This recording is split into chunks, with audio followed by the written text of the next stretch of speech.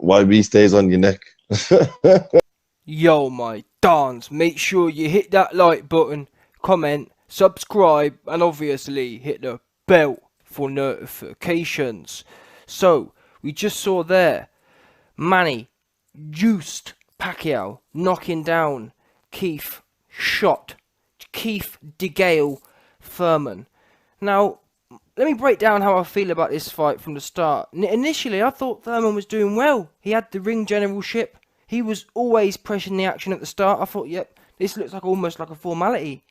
But that only lasted for about one round. After the first round, it was clear every time, initially, probably in the first round and a half, every time Thurman got off, Pacquiao just kind of took it, and I thought, ooh, it looks like Thurman's dominating. It looks like Pacquiao's maybe, when sometimes you see fighters, they get a bit older and they lose that nasty snare in their work. And Pacquiao's been criticised of this actually in later years. People have been saying he's not as nasty, maybe because he's a politician, maybe because he's a Christian now. He's lost that nasty streak. But after the first round and a half, I don't know whether maybe Freddie Roach said something to him. I don't know whether he was just easing into the fight. After that first round and a half, every time Thurman went in, Pacquiao made, and this is the classic. This is boxing 101.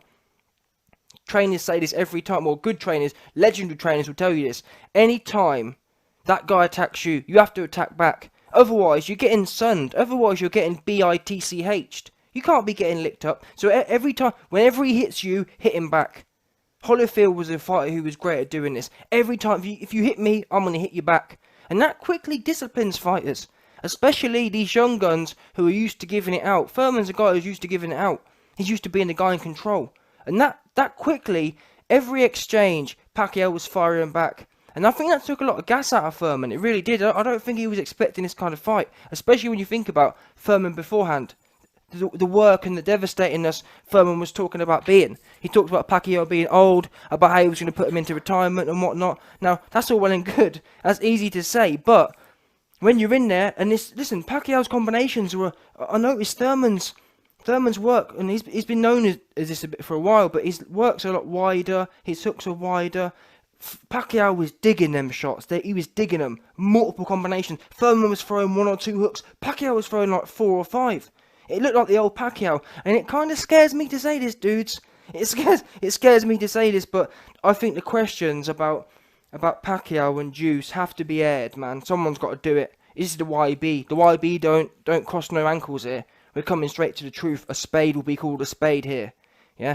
And the reason I say that is, look at the fight. Even after the fight, Thurman said, listen, Pacquiao was a bit fitter, he was a bit stronger, he was a bit faster, and that's all well and good.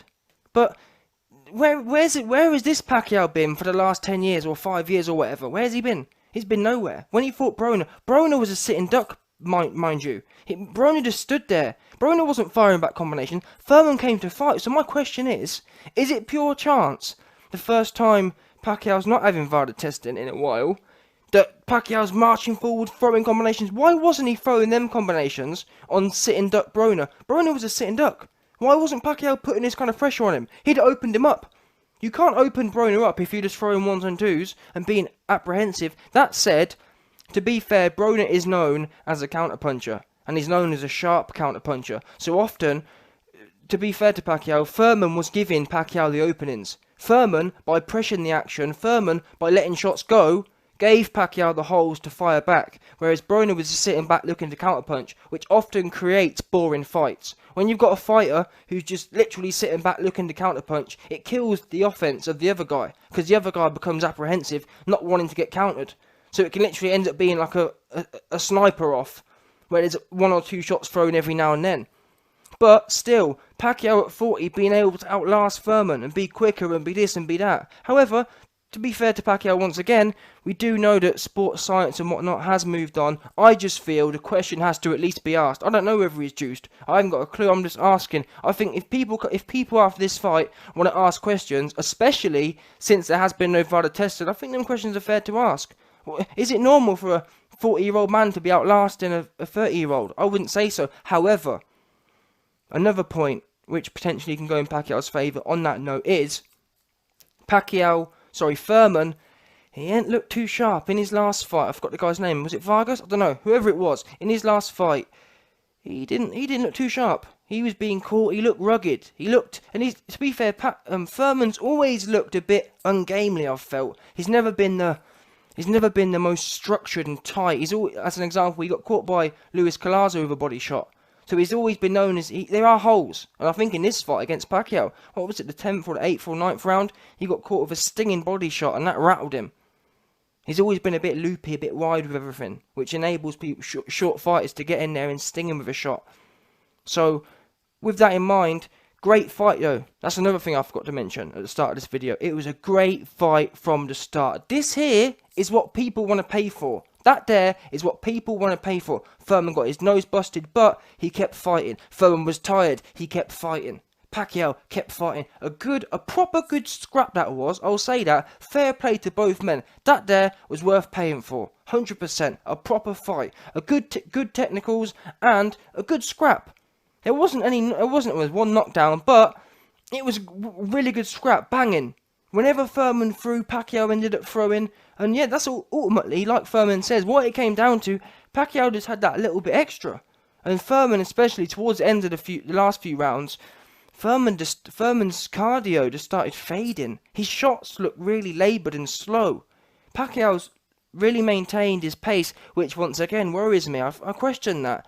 What we do know is, yes, it's possible to be fit when you're 40, but is it possible to maintain your output and maintain your power and speed throughout a fight? Logic says no. No matter how fit you are, pure logic and pure physiology of people, it's impossible to be as fit in your first few rounds as it is in the last few rounds. Lactic acid builds up. It doesn't reduce itself.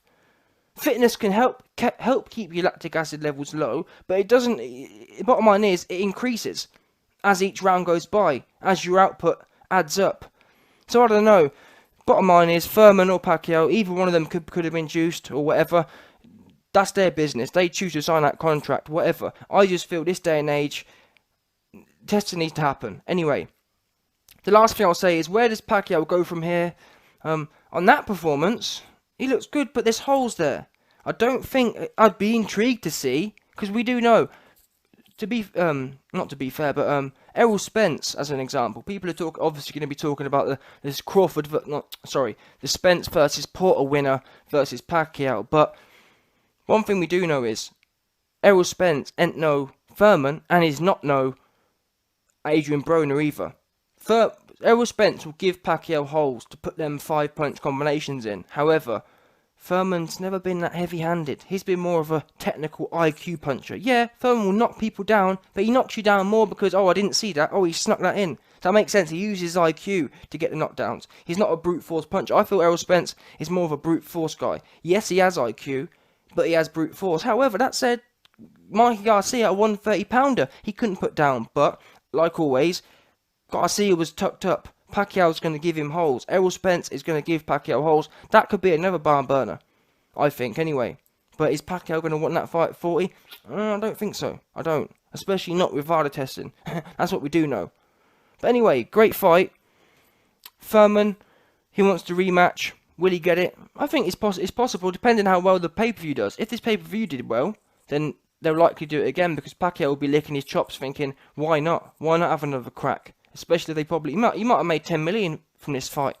So from Pacquiao's point of view, no VADA testing again, great. He'll jump straight in on that. And to be fair, after that kind of fight, I wouldn't mind seeing it again. I really wouldn't, because you've got to remember, Thurman's been off for a few years. Pacquiao's been active. Some people say activity and form, I talk about this a lot as well. Activity and form is almost worth more than age. And on another note quickly, that's why Ortiz is so bad, because he's old and ain't in form, and is inactive. The worst combination. And Thurman being inactive, when you get to these high-level fights, it takes a high-level fight to get you really back in the run of things. You can fight as many stiffs as you want. It's no good. You have to fight iron sharpens iron. And Thurman's found out today, because being fit for, being fit for that bum you just fought, ain't good enough at this level. It's really not. That speed, that endurance, that power, it's a different level. But Thurman fought well. He took a few good shots and he ate them.